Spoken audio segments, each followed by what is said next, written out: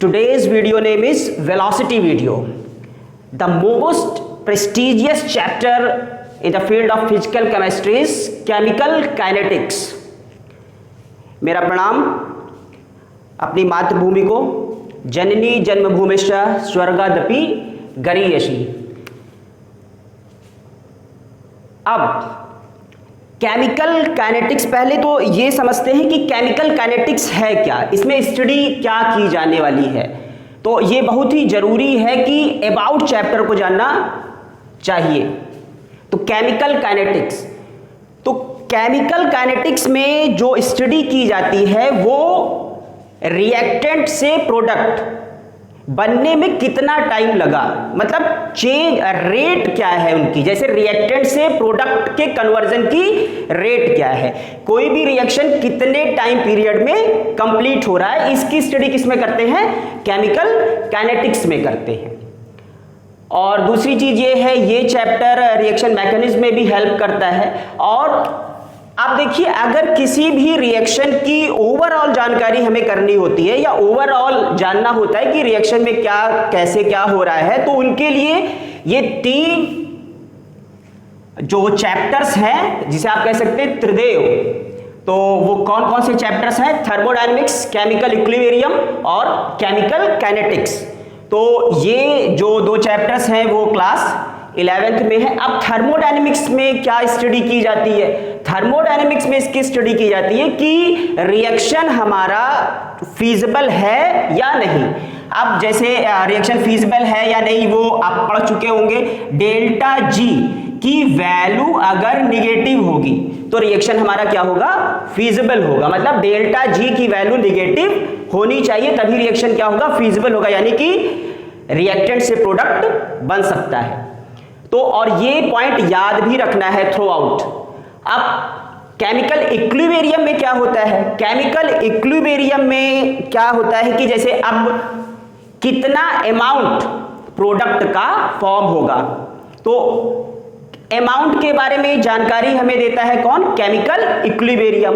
अब तीसरा जो चैप्टर यहां पे इंट्रोड्यूस किया जाना है वो है केमिकल काइनेटिक्स। अब केमिकल काइनेटिक्स बताता है कि जो रेट क्या होगी, रिएक्टेंट से प्रोडक्ट बनने की रेट क्या होगी, कितने समय में कोई भी रिएक्शन कंप्लीट हो रही है, तो उसी की स्टडी की जाने वाली है या करनी होती है किसमें, केमिकल काइनेटिक्स में। अच्छा, एक चीज और कि रिएक्शंस, कुछ रिएक्शंस ऐसी होती हैं कि जो बहुत ही स्लो होती है, उसमें सालों साल जो है चेंजेस ऑब्जर्व नहीं होते हैं, लेकिन हाँ चेंजेस होते हैं, तो वो बहुत ही एक्सट्रीमली स्लो हो जाती हैं, स्लो रिएक्शंस में कंसीडर होते हैं। और कुछ रिएक्शंस ऐसे होते हैं कि जो बहुत ही फास्ट होते हैं, उनका ड्यूरेशन 10⁻⁻⁶ सेकेंड टू 10⁻⁻14 सेकेंड्स होता है, तो वो भी एक्सट्रीमली फास्ट होते हैं। तो ये जो दोनों है, एक्सट्रीमली स्लो और एक्सट्रीमली फास्ट,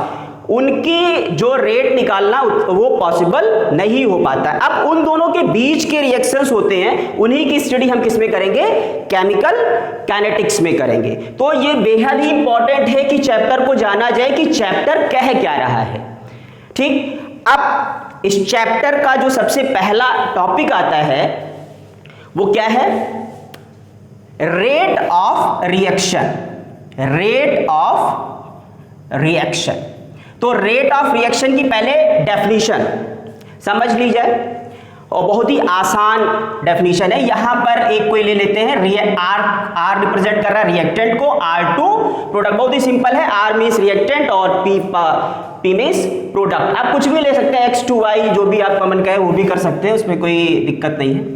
ठीक है, तो अब डेफिनेशन यहां लिखेंगे नहीं, डेफिनेशन सुनिए।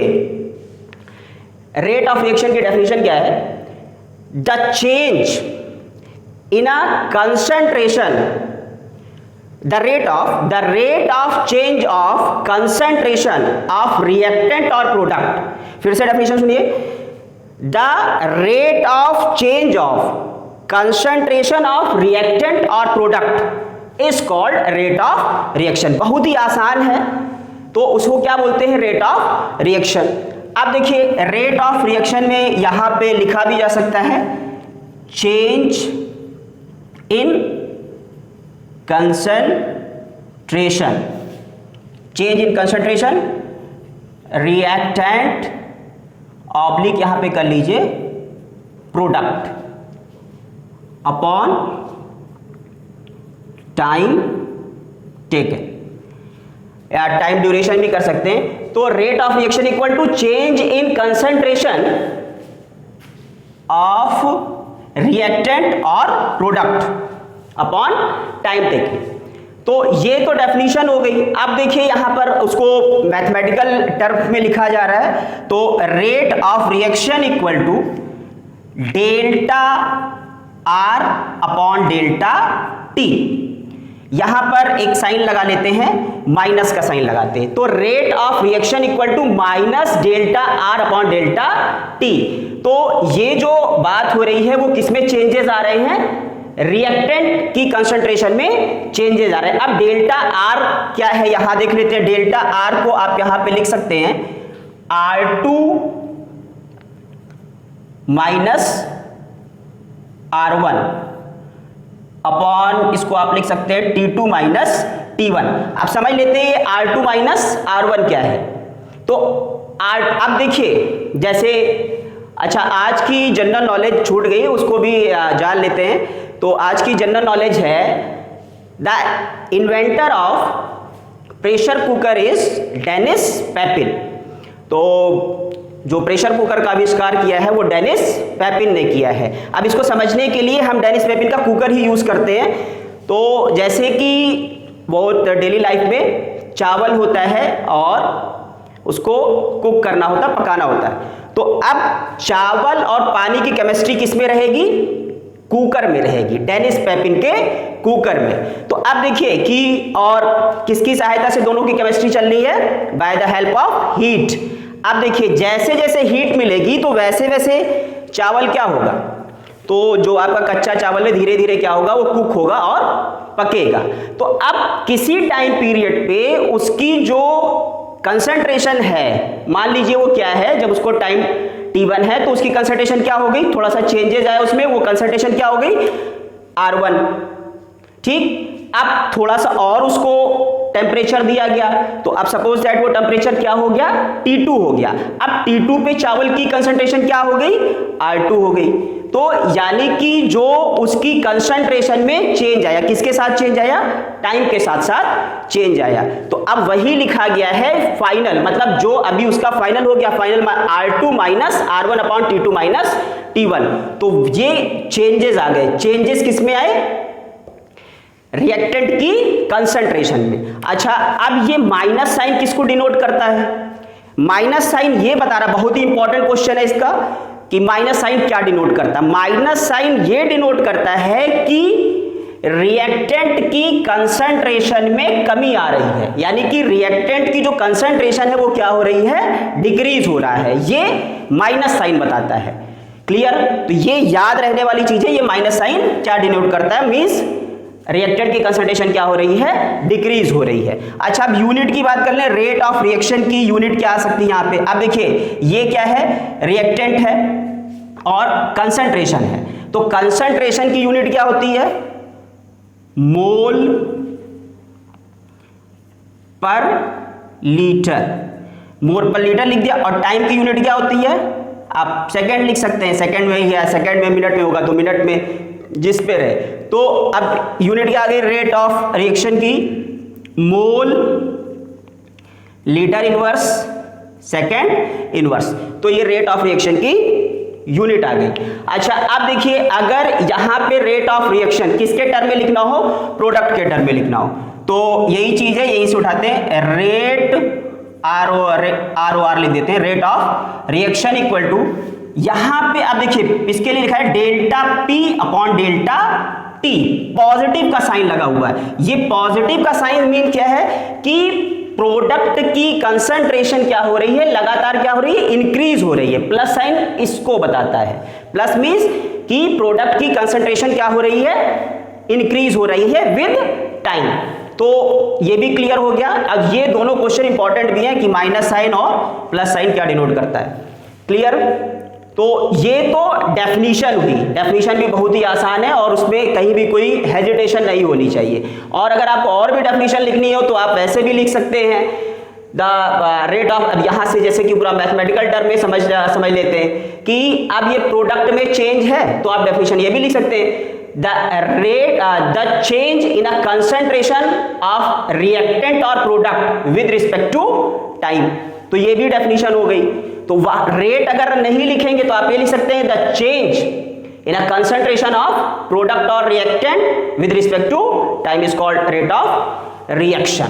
तो this is all about the rate of reaction. Now we move on next topic.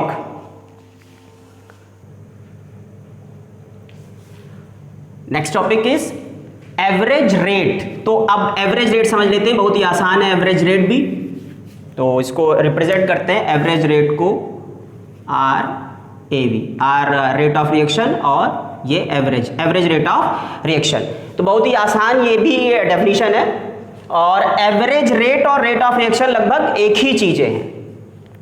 तो डेफिनेशन क्या है इसकी, the change in concentration of reactant और product in definite time interval. मतलब जो टाइम है उसका ड्यूरेशन सर्टेन कर दिया गया है, डेफिनेट टाइम इंटरवल। तो बस वही चीज है। अब यहां पे चेंज आप इसको लिख सकते हैं, सिंपल ऐसे लिखिए, delta R upon delta T. अब ये जो ड्यूरेशन है ये क्या हो जाएगी आपकी डेफिनिट टाइम इंटरवल हो जाएगा, आपका डेफिनिट टाइम इंटरवल आपका ये हो जाएगा। तो डेल्टा टी क्या है, डेफिनिट टाइम इंटरवल है। जैसे आपको कहां पहुंचना है, रोड से हाईवे, सड़क से हाईवे पहुंचना है और आपका टाइम ड्यूरेशन आपने सेट कर लिया है कि मैं 15 सेकंड में पहुंचूंगा। तो इनिशियल रेट आपकी 0 से 15 सेकंड, तो डेफिनेट टाइम इंटरवल, तो उसको बोलते हैं average rate of reaction. Time interval definite हो गया। अब उसके बाद एक और आता है इंस्टेंट रेट ऑफ रिएक्शन। तो उसको रिप्रेजेंट करेंगे हम आर इंस्ट लिख देते हैं। तो जो इंस्टेंट रेट ऑफ रिएक्शन है R instant equal to delta R upon delta T. और यहां पे मैथमेटिकल टर्म के अकॉर्डिंग लिखिए डेल्टा टी टेंड्स टू 0, यानी कि जो रेट ऑफ रिएक्शन है, यानी कि जो चेंज हो रहा है कंसंट्रेशन ऑफ रिएक्टेंट और प्रोडक्ट में बहुत ही शॉर्ट टाइम इंटरवल में हो रहा है, बहुत ही शॉर्ट टाइम इंटरवल में वो चेंज हो रहा है, इसीलिए लिखा गया है डेल्टा टी टेंड्स टू 0। जब टाइम इंटरवल बहुत ही शॉर्ट हो, वो टेंड्स किसकी तरफ हो, 0 की तरफ हो, that is termed as R instant. तो उसको बोलते हैं तात्कालिक वेग। तो delta R upon delta T and delta T tends to 0, ये पूरा मैथमेटिकल टर्म में आप दिखा देंगे, वो क्लैरिफाई हो जाएगा। तो आज का वीडियो यहीं तक। अब नेक्स्ट में हम मूव करेंगे क्वेश्चंस की तरफ। और दूसरी चीज, बॉलीवुड से रिलेटेड पिक्चर भी है, रोड यानी कि सड़क से हाईवे, इसको भी जानिए और कौन कौन है इसमें, इनके किरदार में, वो भी जानेंगे। और आज के वीडियो का सफर समाप्त करते हैं और ईश्वर से प्रार्थना करते हैं, सर्वे भवन्तु सुखिनः, सर्वे सन्तु निरामया, सर्वे भद्राणि पश्यन्ति, मा कश्चित् दुःखभाग् भवेत्। तो आज के वीडियो का सफर इतना ही, धन्यवाद।